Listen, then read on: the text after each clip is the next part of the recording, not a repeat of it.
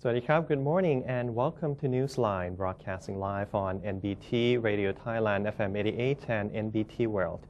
Today is Monday, January 4th, 2016. My name is Suraphat Tharanarit.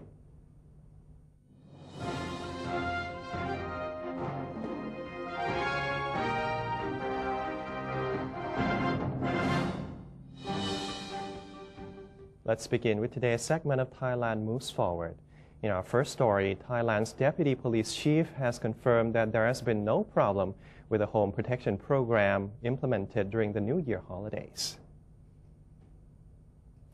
Deputy Commissioner General of the Royal Thai Police, Police General Pongsapat Pongjarean, said that there have been 4,960 homes nationwide that are registered under the police's protection system from December 23, 2015 to January 6, 2016.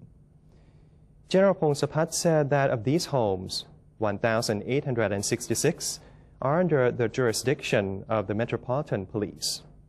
So far, the program has reported no irregularities. The Deputy Police Chief said that as the New Year holidays are coming to an end, homeowners have been returning to their property. The police will monitor all registered homes until the end of the program before holding a news conference. A large number of holidaymakers have flocked to Chonburi province to perform religious activities on the occasion of the New Year. Several religious spots in the seaside province are packed with locals and tourists participating in merit-making activities to bring themselves success and happiness throughout the year. Performing religious activities on special occasions is a Thai tradition, especially among Buddhists and those of Chinese descent. Chonburi is among the top destinations for religious tourism, thanks to its numerous temples. Got Sichang district is a focal point among tourists, as the island boasts various types of attractions, such as a Chinese shrine, beaches, and Juthatut Palace. Despite the sharp rise in tourist arrivals, marine officials have affirmed that safety regulations remain as stringent as usual. The government believes the country's economy will further recover this year. Government spokesperson Major General Sansern Kaew said the administration had been content with its economic stimulus measures between December 25th and December 31st of 2015, which granted tax breaks to all shoppers. He said the incentives triggered spending throughout the kingdom and is considered to be very successful. The spokesperson noted that due to the world economic recovery, Thailand's economy is expected to rebound, while the weakening baht will help boost Thai exports. In addition, the government will continue to encourage more spending and investment, as well as achieve greater tourism growth this year. The government will periodically issue measures and incentives to make sure that this year's growth targets are achieved. The Ministry of Energy is mobilizing efforts to reform the country's energy sector by seeking alternatives and restructuring energy prices. Energy Minister General Anantaporn Kanchanarat said in the past year, the ministry had already resolved three main issues that were considered to be major threats to the country's energy industry. These issues included unfair energy prices that do not reflect actual costs, outdated regulations related to alternative energy, and a lack of long-term energy reform plans. Although most of the problems have been fixed, he said that low-income earners will continue to receive assistance from the government, especially for cooking gas. Furthermore, the ministry will encourage the use of alternatives, such as biomass energy, which will in turn lead to the reduction of accumulated waste in the country. As for this year's target, General Anantaporn assured Thailand's energy security and said the country shall have power reserves of more than 15%. The Ministry of Natural Resources and Environment is planning to reclaim more forests from illegal encroachers and will reallocate those areas to the poor. The Royal Forest Department, under the supervision of the Ministry of Natural Resources and Environment, disclosed that it had reclaimed more than 280,000 rai of invaded land in 2015 and was planning to retrieve around 300,000 to 500,000 rai from encroachers over the next 2 years. As for low-income earners who are illegally using public property, the ministry has been allocating land for them to generate income. In 2015, approximately 10,000 rai was given to the needy. The Royal Forest Department has been working closely with the Geoinformatics and Space Technology Development Agency to reclaim forests from encroachers. The chairperson of the Constitution Drafting Commission, or CDC, says the new charter has to be concise as well as uphold the country's and the people's best interests. CDC chairperson Michai Ruchupan disclosed that the drafting team has already reviewed 260 provisions of the new constitution, while admitting that the CDC has yet to go over the suspension clauses. According to him, the new charter has to be people-centered and more concise. He also called on the public for more participation in the drafting process, as he believes public input will lead to a constitution that best suits the Thai society. He said the new constitution will bar all individuals proven guilty of corruption from entering elections, a move he believes will help prevent vote buying. Lastly, he expressed confidence that the first charter draft will be accepted by the majority of the public. The Bangkok Metropolitan Administration has many projects designed to renovate dilapidated areas of Bangkok, returning neglected streets and polluted canals to their original state. Ong Ang Canal is one of the many successfully rejuvenated areas. Let's find out more from this report. Today's peaceful canal scene is one that you might not recognize, as only a few months ago, this was a big and messy market known as Palik. For over 30 years, stall and various other structures encroached on the canal space and even built on the top of Ong Ang Canal, destroying the waterway with household sewage and other discarding waste. To bring back the original atmosphere, the Bangkok Metropolitan Administration, or BMA, decided to rehabilitate the area by rearranging the pedestrian access and relocating houses and structures that intrude into the canal. This massive reorganization helped to clean up the waterway while adding more public space.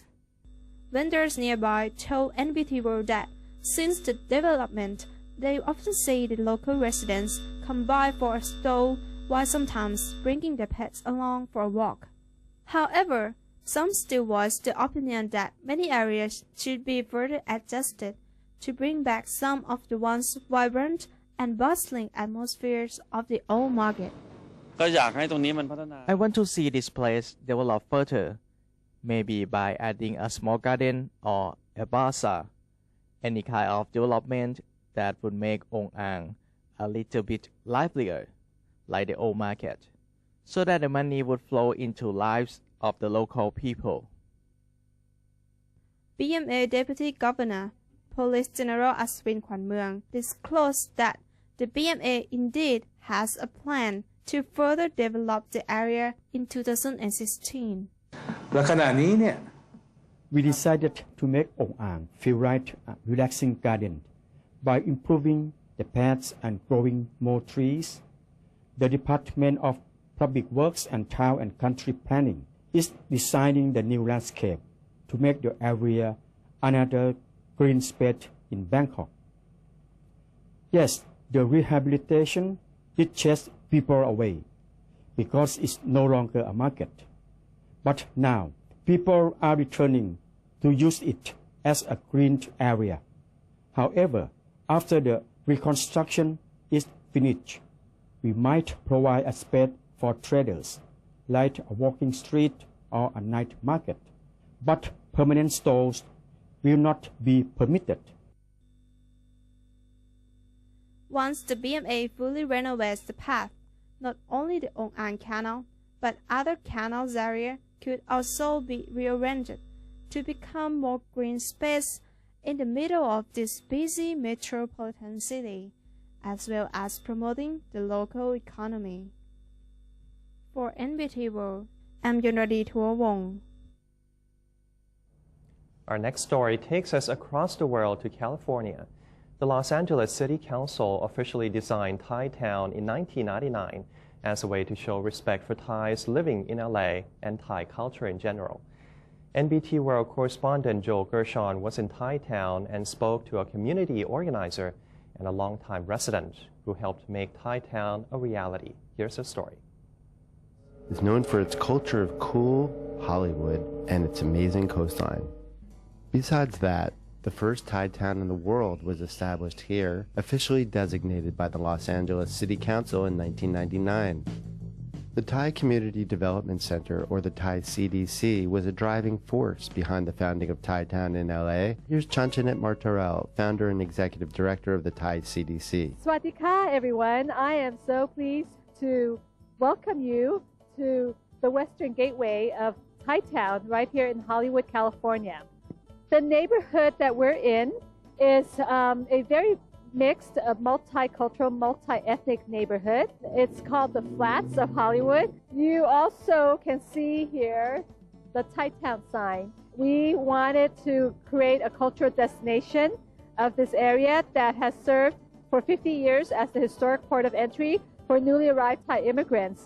We felt that it will not only raise the visibility of Thais here in Los Angeles, but it would help the Thais engage in a community building process, and it will help them assert their community consciousness. We hold our annual Thai New Year's Day Songkran Festival, which attracts 100,000 people. Thai Town was also in 2008 designated as a Preserve American Neighborhood by the White House, so that we could have support by the federal government for all the heritage marketing activities and cultural preservation activities. One of the retail spaces here will become the future home of the Thai Town Marketplace, which is a social enterprise of Thai Community Development Center, and it will serve as a business incubator and create 18 businesses and 40 jobs.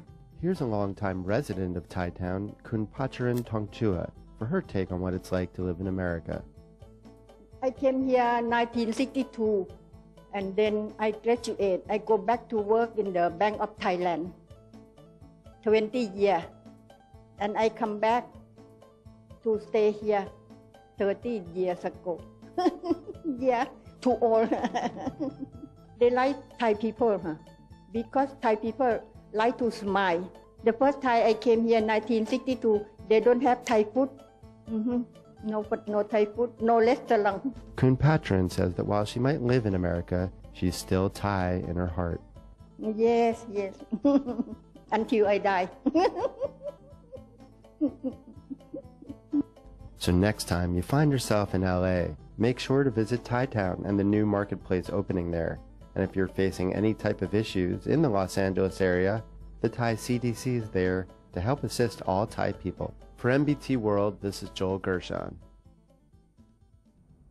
Well, that's the end of today's edition of Thailand Moves Forward. Before we take a quick break, let's take a look at the exchange rates and commodity prices.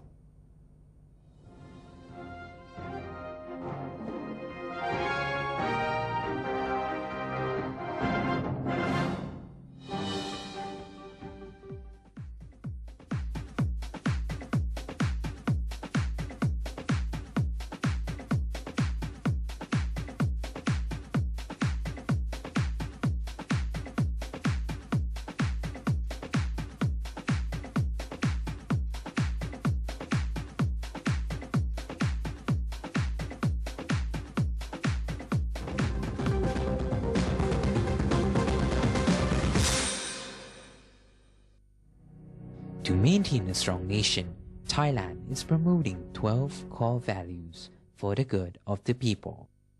First among them, to uphold the three pillars: the nation, religion, and the monarchy.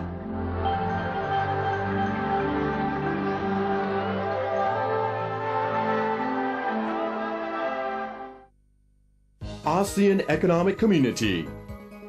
Having the same hopes and mutual intentions to create sustainable growth and permanent economic progress within the framework of the ASEAN Comprehensive Investment Agreement. The ACIA exists to facilitate trade and commerce between member nations, as well as to improve quality of people's lives. One vision, one identity, one community.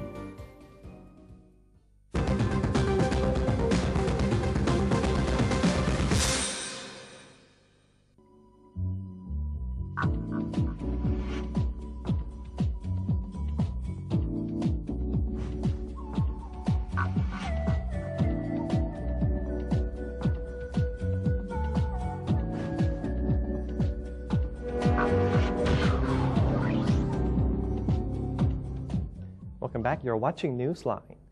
Education is a major mechanism that will drive ASEAN forward. In our special report today, we'll take a look at the cooperation among ASEAN member states in order to improve the region's human resources. Education lies at the core of ASEAN's development process, creating a knowledge-based society and contributing to the enhancement of ASEAN competitiveness. ASEAN also views education as the vehicle to raise ASEAN awareness, inspire the we feeling, and create a sense of belonging to the ASEAN community and understanding of the richness of ASEAN history, languages, culture, and common values. At the 11th summit in December 2005, ASEAN leaders set new directions for regional education collaboration when they welcomed the decision of ASEAN education ministers to convene the ASEAN Education Minister Meeting, or AZ, on a regular basis. The leaders also called for ASEAN education ministers to focus on enhancing regional cooperation in education. As the collective entity to enhance regional cooperation in education, the ASEAN education ministers identified 4 priorities that ASEAN cooperation on education would address, namely, 1. Promoting ASEAN awareness among ASEAN citizens, particularly youth. 2. Strengthening ASEAN identity through education. 3. Building ASEAN human resources in the field of education. And 4. Strengthening ASEAN university networking. In recognition of the Southeast Asian Ministers of Education Organizations, or SEAMEO, contribution to human resource development in the region since 1965, the education ministers agreed that the existing ASEAN and SEAMEO forums on education should integrate their respective programs and activities in a complementary manner. The priorities of ASEAN cooperation on education will be undertaken through collaboration of SEAMEO. ASEAN cooperation on education is overseen at the ministerial level by an ASEAN Education Ministers meeting, which meets annually, and the implementation of the programs and activities for education matters is carried out by the ASEAN Senior Officials on Education, or SOMED, which reports to the ASEAN Education Ministers meeting. SOMED also oversees cooperation on higher education, which is coordinated by the ASEAN University Network.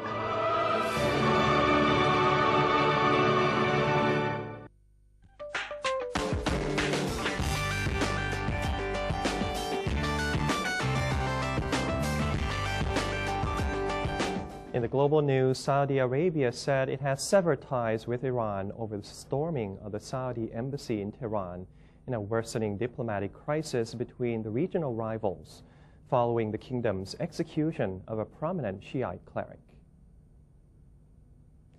Saudi Foreign Minister Adel Al-Jubeir told a news conference that Iran's diplomatic mission and related entities in Saudi Arabia had been given 48 hours to leave. He said Riyadh would not allow the Islamic Republic to undermine the Sunni kingdom's security.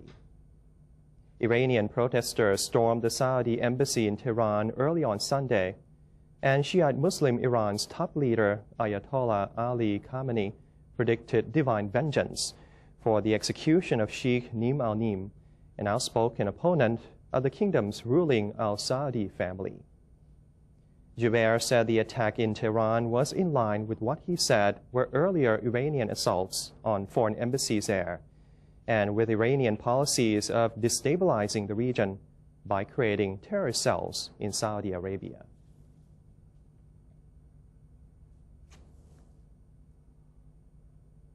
Star Wars The Force Awakens held on to its #1 spot at the North American box office over the weekend of January the 1st to the 3rd, proving the franchise's appeal extends far beyond its initial fan base. The space opera sequel is moving up the all-time domestic box office charts at a record clip, and now is poised to overtake Avatar as the top-grossing film in history. Avatar earned $760.5 million during its stateside run, and Star Wars The Force Awakens has generated $740.4 million domestically, after picking up $88.3 million over New Year's weekend. It should take the crown from Avatar early next week. Globally, Star Wars The Force Awakens ranks as the 6th highest grossing film in history, having earned $1.5 billion worldwide. And just a quick announcement, the National Broadcasting Services of Thailand, or NBT, will host an English news reading competition at its headquarters on Vipavadi Rangsit Road this Saturday, which is the National Children's Day. Children aged between 5 and 12 are welcome to join. And that's all for today's edition of Newsline. If you have any comments or suggestions, please feel free to email us at newsline.nbt@gmail.com. You can also follow us on Facebook or visit our website at thainews.prd.go.th/en. And for now, we're going to say goodbye with a beautiful misty meadow covered in morning frost spotted in Chiang Mai province. I'm Surapat Laut Karanarit. Thank you for joining us and have a great day. สวัสดีครับ